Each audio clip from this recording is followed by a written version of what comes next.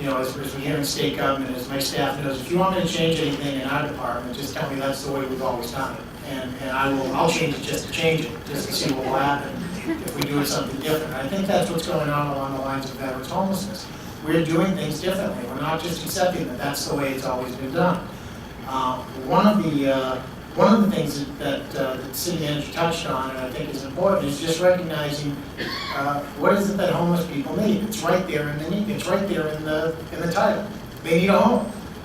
They need housing, permanent supportive housing. It's not only more effective to do that, it's far less expensive over the long run. I'll tell you where I got religion on housing first. And Kevin Lambert from my staff can tell you, because he was involved in this.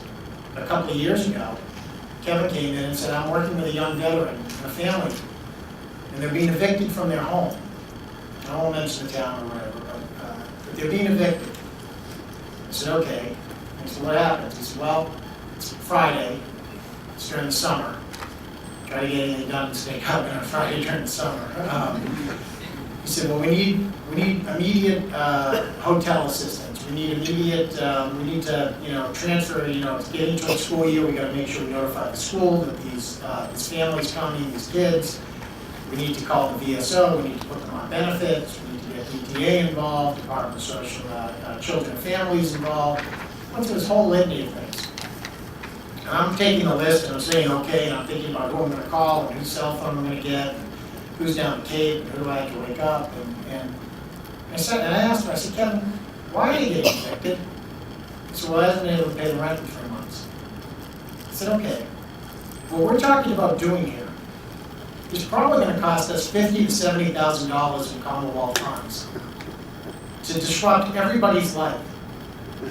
How much is this person's rent? $900. Okay, so $50,000 and $70,000, and we can disrupt the world. But $3,000, and we can keep them in their house today.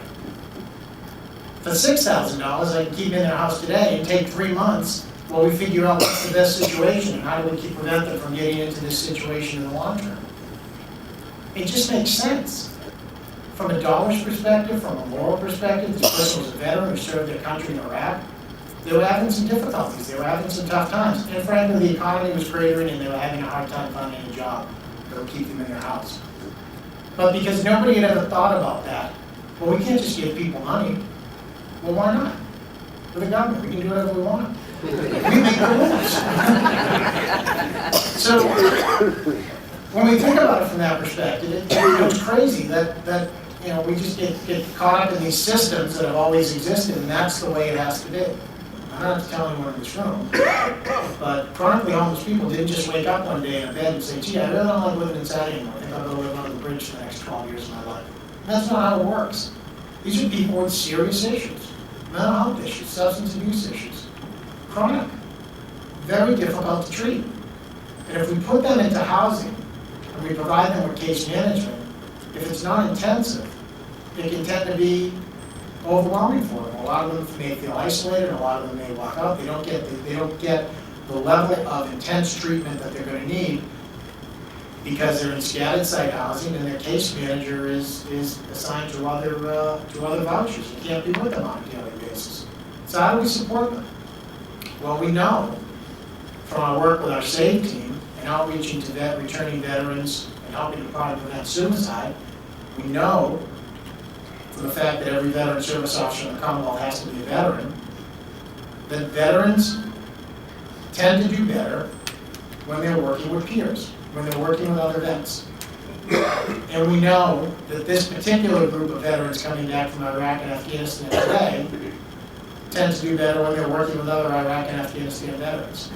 There's a generational gap between veterans. And I will tell you that this generation of veterans today is far different than any other generation of veterans we've ever seen in this country's history. The way they communicate, their educational levels, their training, the way they conduct business, the way the wars that they've had to fight, the way they've had to fight those wars,